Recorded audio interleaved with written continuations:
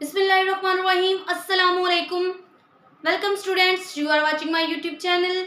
Beti, my name is Sania Mumtaz. Today I am here to teach you biology class first year chapter 3 और chapter का name है enzymes. बेटे last lecture में मैंने आपको second chapter which is biochemistry मैंने आपको complete करवा दिया है. आज जो हमारा चैप्टर है जो हम न्यू स्टार्ट करने जा रहे हैं उसका नेम है enzymes.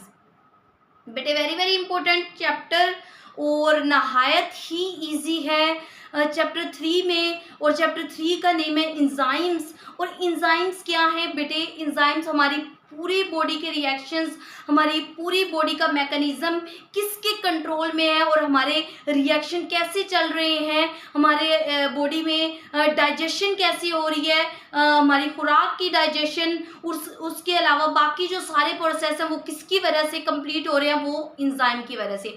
अगर इंजाइम हमारी बॉडी में वर्क नहीं करते या ख़त्म हो जाते हैं या वर्क करना स्टॉप कर देते तो हमारी बॉडी के जो सारे के सारे रिएक्शन हैं वो बहुत ज़्यादा स्लो हो जाते हैं.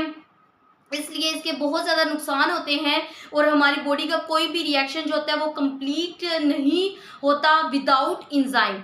तो आज हम किस चीज़ को स्टार्ट करने जा रहे हैं? इंजाइम्स. इंजाइम्स का हमारी बॉडी में बहुत अहम जो है वो एक इसका करैक्टर है जो ये परफॉर्म कर रहा होता है. अब इसका आज जो है सबसे पहले हम इसका इंट्रोडक्शन, इसकी डिफाइन, इसका स्ट्रक्चर, इसकी कंपोजिशन और इसकी जो हमारे डेली लाइफ में जो इसकी इम्पोर्टेंस है वो सारी चीज़ों को हम इसमें क्या करेंगे, रीड करेंगे. तो जो इसकी डिफाइन है सबसे पहले वो हमारे पास क्या है? Enzymes are biologically active proteins. ठीक है, इंजाइम्स हमारे पास क्या है? ये भी एक क्या है? प्रोटीन है.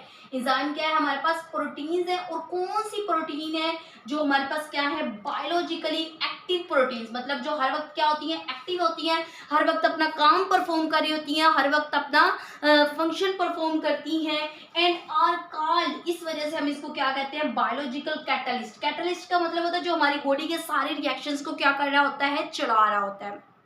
जो हमारी पूरी बॉडी के वर्क का क्या होता है बेटे? रिस्पॉन्सिबल होता है. तो this speed up a reaction, ये क्या करती है? रिएक्शन को स्पीड अप करते हैं विदाउट बीइंग कंज्यूम्ड, खर्च हुए बगैर. इंजाइम क्या करते हैं? हमारी बॉडी के जो सारे रिएक्शंस हैं उन्हें क्या करते हैं? चलाते हैं. किस तरह? This speed up a reaction without being consumed, खर्च जो होते हैं वो खर्च नहीं होते ड्यूरिंग द रिएक्शंस. रिएक्शंस के दौरान ये क्या करती है? रिएक्शन को स्पीड अप करते हैं.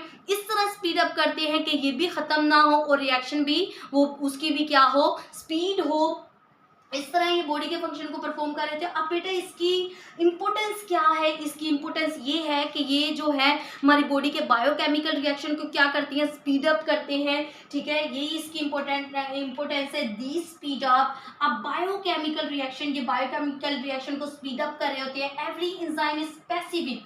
हर इंजाइम जो होता है वो स्पेसिफिक होता है. हर इंजाइम का एक स्पेसिफिक फंक्शन होता है. हर इंजाइम अपना अपना फंक्शन परफॉर्म कर रहा होता है. एक इंजाइम पूरी बॉडी पे वर्क नहीं करता. इट मीन्स इसका मतलब ये होगा कि जो एवरी इंजाइम है एक स्पेसिफिक इंजाइम होगा जो एक स्पेसिफिक फंक्शन परफॉर्म करेगा. लाइक सुक्रोज के लिए हमारे पास सुक्रेज जो होता है वो इंजाइम होगा, वो अपना फंक्शन परफॉर्म करेगा. और ये जो सारे हैं वो अपना अपना अलग अलग फंक्शन परफॉर्म करेंगे. Every enzyme is specific for a special type of reaction. Sucrase only acts upon sucrose. Sucrase किस पे एक्ट करेंगे? हमेशा सुक्रेज ओनली एक्ट अपॉन किस पे? सुक्रोज पे. अब लाइफ इज इम्पॉसिबल. मैंने अभी बताया है कि लाइफ जो होती है, हमारी लाइफ जो है, अगर हमारे पास इंजाइम ना हो तो हमारी कोई लाइफ नहीं है. हमारे पास जो है डेथ होकर हो जाएगी. हमारे पास life is impossible without enzyme. जो जिंदगी है वो इंजाइम के बाद क्या है? इम्पॉसिबल है. बिकॉज अ रिएक्शन विल ओकर एट मच स्लो स्पीड. क्योंकि इसके बगैर क्या होती है? रिएक्शन हमारे पास एक स्लो स्पीड पे होती है. रिएक्शन हमारे पास द रिएक्शन विल ओकर eight much slow speed without enzyme, enzyme के बगैर. अब इसका स्ट्रक्चर और कंपोजिशन क्या है? मतलब जो इसकी स्ट्रक्चर, इसकी शक्ल एंड कंपोजिशन और इसकी बनावट क्या है?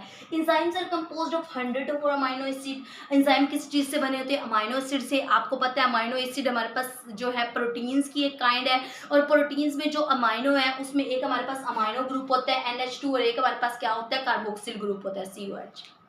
ये दो ग्रुप होते हैं, उस चीज़ को हम क्या कहते हैं, अमाइनो एसिड। मतलब एक उसमें क्या होगा, अमाइनो ग्रुप होगा, amino group,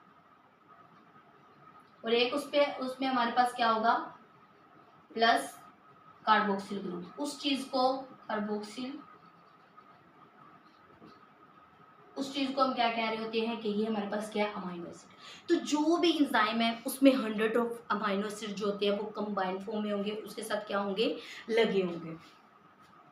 okay, enzymes are globular proteins. Enzyme हमारे पास क्या है, ग्लोब्यूलर प्रोटीन्स है, मतलब ऐसे दानेदार स्ट्रक्चर में है, ठीक है। उस चीज को हम क्या कहते हैं, enzymes are globular proteins. Amino acids are joined and coiled to form a globular structure. Amino acid क्या होंगे, एक दूसरे के साथ ज्वाइन होंगे यू करके, और एक दूसरे के ऊपर क्या होंगे, क्वाइल्ड। वही जो भी मैंने बताया ग्रेनुलर सा, इसका यू करके इसका क्या बना होता है, एक स्ट्रक्चर बनना होता है, ठीक है। Enzymes are 3 dimensional. इसकी 3 तरफा शक्ल होती है, एक तरफा नहीं होती, ना ही 2 तरफा होती। किस तरफा, इसकी 3 तरफा 3 डायमेंशनल होती हैं। Enzymes are named by placing the suffix ase और some type in the compound. जिस कंपाउंड के अंदर इंजाइम रखे जाएंगे उसी के अकॉर्डिंग उसको नेम दिया जाएगा। आपको मैंने पहले बताया, every enzyme is specific for a special work. किसी भी स्पेशल काम के लिए कोई भी इंजाइम क्या होगा, एक स्पेसिफिक होगा। तो उसने क्या कहा है, हम उसे नेम कैसे देते हैं कि जब हम उसे किसी कंपाउंड के अंदर रखते हैं, जब वो वहाँ पे फिट हो जाता है, सफिक्स एज, जहाँ पे वो फिट हो जाएगा उसके बाद हम किसी भी कंपाउंड के अंदर हम उसे क्या दे देंगे, कोई भी नेम दे देंगे। ओके बेटा, उम्मीद करती हूँ कि आज का लेक्चर अच्छे से क्लियर हो गया होगा। नेक्स्ट इंशाल्लाह हम कोफैक्टर को रीड करेंगे और उसकी अदर जो हैं साथ रिलेटेड चीज़ें हैं उनको रीड करेंगे इंशाल्लाह। ओके, अल्लाह हाफिज़, फ़ी अमान अल्लाह।